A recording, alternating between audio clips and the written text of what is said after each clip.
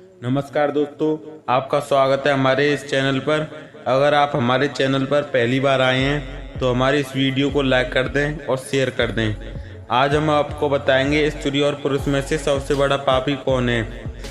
यह कहानी है एक तोता मैना की, जिसे आज हम आपको बताने वाले हैं। चलिए वीडियो में आगे बढ़ते हैं। मित्रों, दुनिया में सभी लोग हर रोज़ कोई ना कोई पाप करते हैं, लेकिन वह स्वयं कभी ये नहीं सोचते कि वह पाप ही है। ऐसे में सवाल उठता है कि आखिर इस संसार में सबसे बड़ा पापी कौन है। तो आज हम आपको यह बताने वाले हैं। नमस्कार दोस्तों, चलिए वीडियो में आगे बढ़ते हैं। यह तोता मैना की एक कहानी है। एक बार की बात है, किसी देश में एक राजा रहते थे। वो और उनकी रानी दोनों ही भोलेनाथ के बहुत बड़े भक्त थे।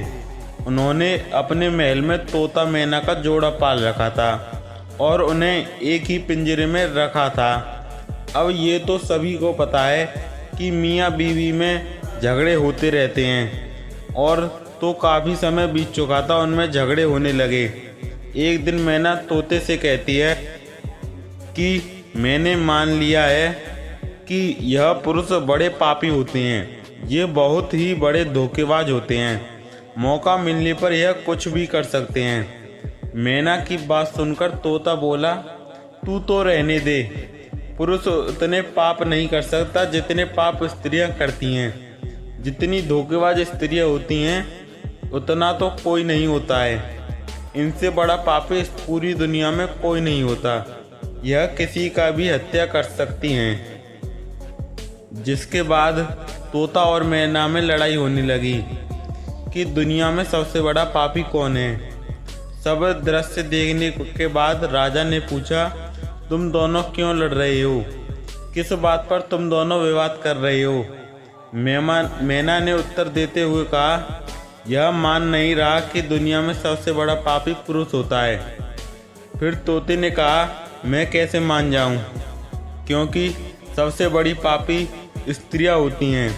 राजा ने दोनों से कहा, तुम किस कारण से ऐसा कह रहे हो? तब मैना ने उत्तर देते हुए कहा, एक गांव में एक सेठ जी थे, बड़े ही धनवान, और उनका जो बेटा था वो बहुत ही ज़्यादा बिगड़ैल किस्म का इंसान था। सेठ जी का लड़का इतना जुआ खेलता था कि सेठ ये बात सोचते सोचते एक दिन स्वर्ग सिधार गए। जब पिता जिंदे थे तो वह थोड़ा थोड़ा जुआ खेलता था, लेकिन पिता की मृत्यु के बाद वह मुक्त हो गया और आराम से दिन रात केवल जुआ ही खेलने लगा। जिसका परिणाम ये हुआ, जुआ में सब कुछ हार गया। फिर वह लौटकर अपने गांव नहीं आया और किसी दूसरे गांव चला गया, जहां वो एक सेठ के घर जा पहुंचा और उनसे कहा कि थोड़ा सा जल मिलेगा। जब सेठ ने उससे पूछा कि तुम कहाँ से आए हो और क्या करते हो, जिसके उत्तर में लड़के ने कहा, मैं व्यापारी हूँ और जहाज से जा रहा था। व्यापार करने में मेरा सामान समुद्र में डूब गया, तो मैं आपसे मदद मांगने आया हूँ। अगर आपको अच्छा लगे तो प्लीज़ मेरी मदद कीजिए। सेठ ने लड़के की बात सुनी और फिर उसकी बातों के जाल में फंस गए और कहने लगे कि बेटा, तुम दिखने में ठीक ठाक हो और कमा भी लेते हो, तो क्या मेरी बेटी से शादी करोगे? यह बात सुनकर लड़का खुश हो जाता है और शादी के लिए हामी भर देता है, जिसके बाद दोनों का विवाह हो जाता है और सेठ अपनी बेटी का खूब सारा धन देकर विदा कर देता है। अब इस लड़के को तो केवल धन के लिए विवाह करना था, जो वो कर लेता है। विवाह के बाद वो लोग जा रहे होते हैं तो रास्ते में एक जंगल पड़ता है। तब वह लड़का अपनी पत्नी से कहता है कि देखो, हम लोग जंगल से गुजर रहे हैं तो कोई भी चोर तुम्हारे जेवर चुरा सकता है, तो ऐसा करो कि तुम अपने सारे जेवर उतार के मुझे दे दो। अब उसकी पत्नी ने उस पर भरोसा करके अपने सारे जेवर अपने पति को दे दिए। देती भी कैसे नहीं, क्योंकि वो उसका पति था। जिसके बाद उस लड़के ने अपनी पत्नी के जेवर एक कपड़े में रखकर अपनी कमर में बांध लिए। फिर वह सभी एक जगह आराम करने के लिए रुके। तब उस लालची लड़के के साथ आई दासी को उसने मार डाला और अपनी पत्नी को कुएं में गिरा दिया कि वह उसमें डूबने से मर जाएगी। वो वहां से चला गया, किंतु उसकी पत्नी मरी नहीं और कुएं से बाहर निकलने के लिए आवाज़ लगाती रही।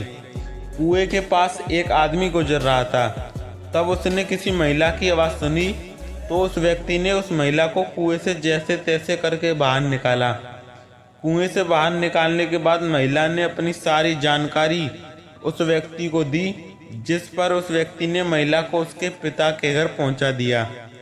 घर पहुंचने के बाद महिला के पिता यानी सेठ जी ने उससे पूछा, क्या हुआ तुम्हारे साथ? अब क्यों वो स्त्री पवित्र थी इसलिए अब अपने पिता से झूठ कहा? और बोली, पिताजी, जंगल में कुछ चोरों ने हम पर हमला कर दिया और दासी को मार दिया, मुझे कुएं में धकेल दिया और पति को कुछ नहीं पता।